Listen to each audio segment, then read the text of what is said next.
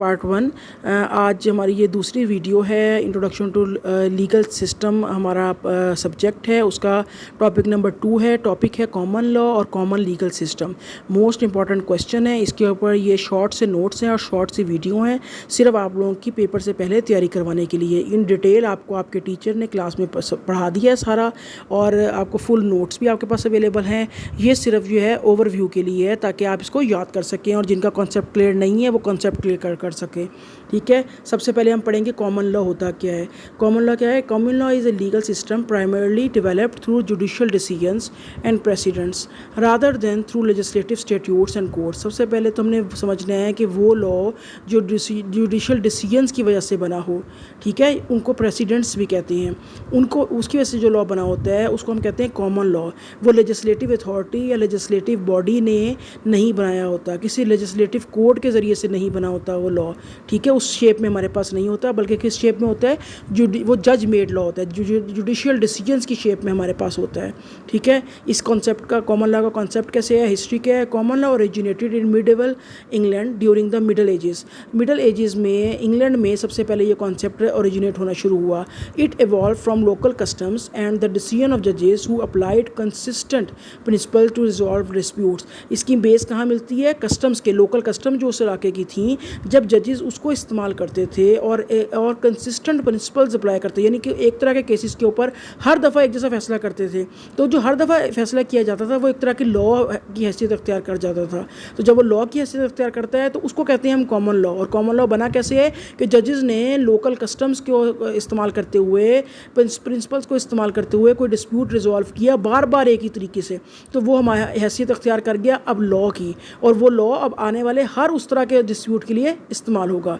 उसको कहेंगे हम common law. Recognise sources of common law का कौन से होते हैं? Judicial decision, stare decisis and legal commentaries. Legal commentaries जो हमारे कमेंट्री वाली बुक हम कहते हैं ना, टीचर कहेंगे आपको कमेंट्री वाली बुक पढ़ा करें, एक्ट को, किताब को हमेशा कमेंट्री वाली बुक से पढ़ें। तो उस कमेंट्री के अंदर क्या होता है? सिर्फ जजमेंट्स ही जो डिसाइडेड जजमेंट्स होती हैं अपेक्स कोर्ट की, वही डिस्कस की होती हैं, और बताया गया होता है कि उस जज ने इस लॉ को कैसे अप्लाई किया, ये वाला मामला कैसे सॉल्व किया।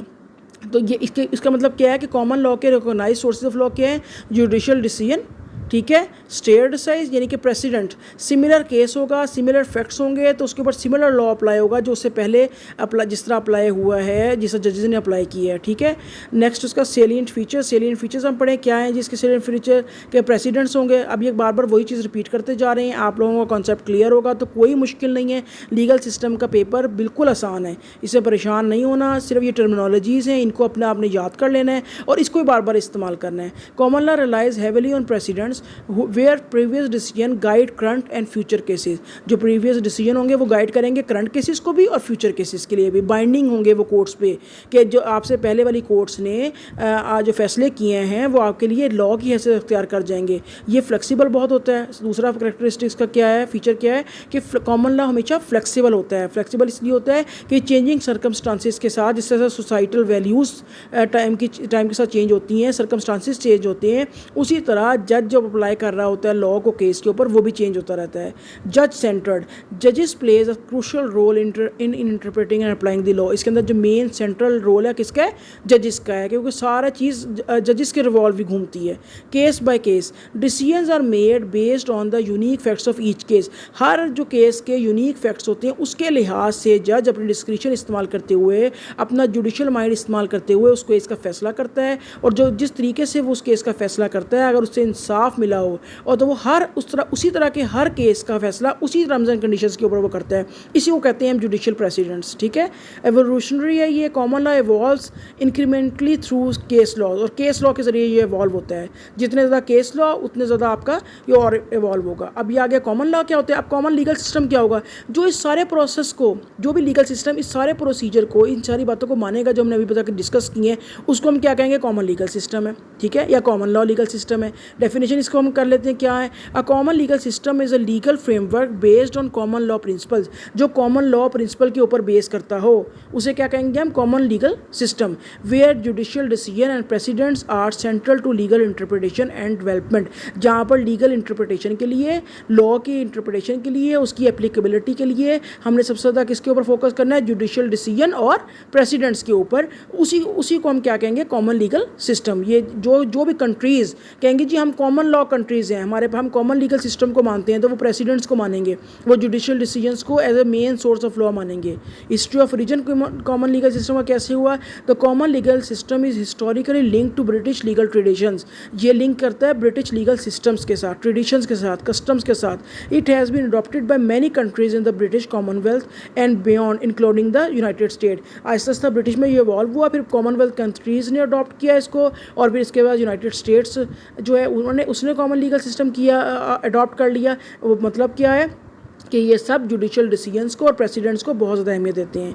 Recognise sources of common legal system, अब इसमें क्या होंगे, हमने पहले डिस्कस कर लिए, केस लॉज होंगे, जो केस हमारे पहले डिसाइड हो चुके हैं उसको वो एज ए बाइंडिंग प्रेसिडेंट हमारे आने वाली नस्लों के लिए, आने वाले कोर्ट्स के लिए ऊपर बाइंडिंग होंगे, वो उन केस लॉज को के ख़िलाफ़ फैसला नहीं कर सकती, यानी कि उस केस लॉ ने जिस तरह उस डिस्प्यूट को सॉल्व किया, हमारे ऊपर भी बाइंडिंग है कि हमने भी उसको ही वैसे ही सॉल्व करना है, अगर हम कॉमन लॉ कंट्री हैं, अगर हमारा सिस्टम कॉमन लीगल सिस्टम है तब, ठीक है। स्टैट्यूट्स क्या क्या है, legislation enacted by the legislature can also be a source of law, ठीक है। अब ये सिर्फ ये नहीं कहते कि सिर्फ जज मेड लॉ है, यानी जुडिशियल प्रेसिडेंट ही होंगे या सिर्फ केस लॉ ही होंगे, बल्कि ये लेजिस्लेटिव जो अथॉरिटीज़ हैं जो वो लॉ बनाते हैं उनको भी as a source of law मानते हैं कॉमन लॉ कंट्रीज़, ठीक है। फिर कस्टमरी लॉ को भी ये रिकॉग्नाइज़ करते हैं, ये हमारे सोर्सेज आ गए, ये मेजर सोर्सेज हैं, ये इनको रिकॉग्नाइज़ करते हैं, लेकिन ज़्यादा जो वेटेज हैं वो किसको देते हैं, जुडिशियल डिसीजंस को। सेलिएंट फीचर्स क्या होते हैं इसके, सेलिएंट फीचर्स क्या है, adversarial system, parties in a case present evidence and arguments to an impartial जज और जूरी। अब इसमें क्या होता है कि दो पार्टीज़ होती हैं जिनके दरमियान में डिस्प्यूट होता है, उनका जो फैसला होगा एक इम्पार्शियल जज ने या जूरी ने करना है, ठीक है। हमारे यहाँ पर कॉन्सेप्ट नहीं है ज्यूरी का, जो आप देखेंगे इंग्लिश फिल्म्स वगैरह अगर आप लोगों ने देखी हो बड़े गौर से देखा करें, उससे आपको पता चलेगा कि जो एक जजेस होते हैं और एक तरफ ना एक सोसाइटी के मुख्तलिफ डिपार्टमेंट से सिलेक्ट करके आम बंदे बिठाए होते हैं, उसे कहते हैं ज्यूरी। जो हमारा केस प्रेजेंट हो रहा होता है ना उनकी कोर्ट्स के अंदर, तो जज तो देख ही रहा होता है, साथ ज्यूरी ने भी अपना डिसीजन देना होता है उसके ऊपर कि हमारे ख्याल में क्या चीज़ है। तो ये हमारे ये कॉन्सेप्ट नहीं, हमारे सिर्फ जजेस ही होते हैं, और इम्पार्शियल जज होता है, वो दोनों तरफ का एविडेंस देखता है, आर्गूमेंट्स देखता है, सुनता है दोनों पार्टीज़ के, और उसके बाद फैसला करता है कि क्या इसका सही फैसला होना चाहिए, किसका राइट इन्फ्रिंज हुआ है और किसकी ड्यूटी थी। तो जो रॉन्ग डूअर होता है उसको सजा देता है, ठीक है। लीगल प्रोफेशन क्या है, common legal system often have a distinct legal profession including lawyers and barrister's. अब जो कॉमन लॉ कंट्रीज़ होती हैं, कॉमन लीगल सिस्टम है, उसके अंदर एक प्रॉपर मैकेनिज्म होता है लीगल प्रोफेशंस का।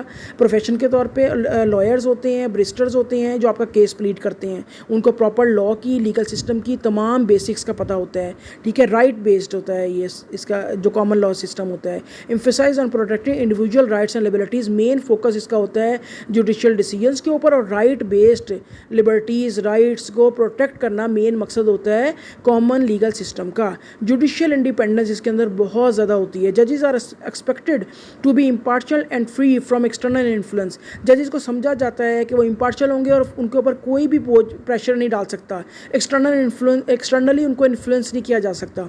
जजेस इंडिपेंडेंट होंगे तो वो ऐसे डिसीजन करेंगे कि वो आगे आने वाली नस्लों के लिए लॉ के तौर पे इस्तेमाल हो सकें। अगर जज ही बायस्ड होगा, जज ही इम्पार्शियल नहीं होगा, ठीक है, वो किसी एक तरफ ज़्यादा यानी किसी एक को रिलीफ दे देगा जिसका रिलीफ नहीं बनता होगा, तो ऐसे जुडिशियल डिसीजन को आगे आने वाली नस्लों के लिए हम एज ए लॉ नहीं बना सकते। इसलिए बहुत इंपॉर्टेंट है कि जो कॉमन लॉ कंट्रीज़ हैं उनमें जुडिशियल इंडिपेंडेंस का फुल ध्यान रखा जाए।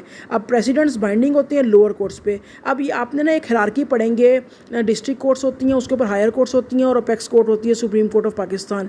तो जितनी आपकी सुपीरियर कोर्ट होगी ना, उसके जो डिसीजन होंगे, उसके जो जजेस के डिसीजन होंगे, वो हमेशा लोअर कोर्ट के ऊपर बाइंडिंग होंगे। ये आपको कौन बता रहा है, कॉमन लीगल सिस्टम आपको ये कॉन्सेप्ट दे रहा है। और उसके बाद सबसे इम्पॉर्टेंट इसका है एग्जाम्पल समझ लें, अनरिटन लॉ होता है ये, या कॉन्स्टिट्यूशन की फॉर्म, यानी जो आपका ब्रिटिश कॉन्स्टिट्यूशन है वो अनरिटन लॉ कहते हैं। अनरिटन लॉ का मतलब ये नहीं है किसी भी तौर पे कि वो लिखा हुआ नहीं है, ठीक है। अनरिटन लॉ का मतलब या अनरिटन कॉन्स्टिट्यूशन का मतलब ये है कि वो पास्ड बाय पार्लियामेंट या लेजिस्लेटिव बॉडी नहीं है, यानी प्रॉपर डिबेट और के बाद वो बिल पास होके हमारे पास नहीं आया, बल्कि वो जुडिशियल डिसीजंस की शेप में हमारे तक पहुंचा है। वो जुडिशियल डिसीजन कंबाइन कर लिए, बहुत सारे जुडिशियल डिसीजंस जो जजेस ने फैसले किए उनको कंबाइन किया, और आने वाली जो नस्लें हैं उनके ऊपर वो अप्लाई होगा। उसको कहते हैं हम कि ये जो है ना अनरिटन लॉज हैं। और अगर कोई कॉन्स्टिट्यूशन इस तरह वजूद में आए तो उसको हम कहते हैं अनरिटन कॉन्स्टिट्यूशन। ये मेरा ख्याल है आप लोगों का कॉन्सेप्ट क्लियर हो गया होगा। कॉमन लीगल सिस्टम का मेन सजेस्ट है ये 10 मिनट्स के अंदर, मेरा ये है कि 10 मिनट्स के अंदर आप लोगों की वीडियोस ख़त्म हो जाए ताकि आपको ज़रा सा ओवरव्यू मिल जाए। बाकी डिटेल अगर आपने क्वेश्चन करना है तो रेलिवेंट बुक्स से आप इसके अंदर मटीरियल ऐड कर सकते हैं। ओके बच्चों, अल्लाह हाफिज़, best of luck for your exam.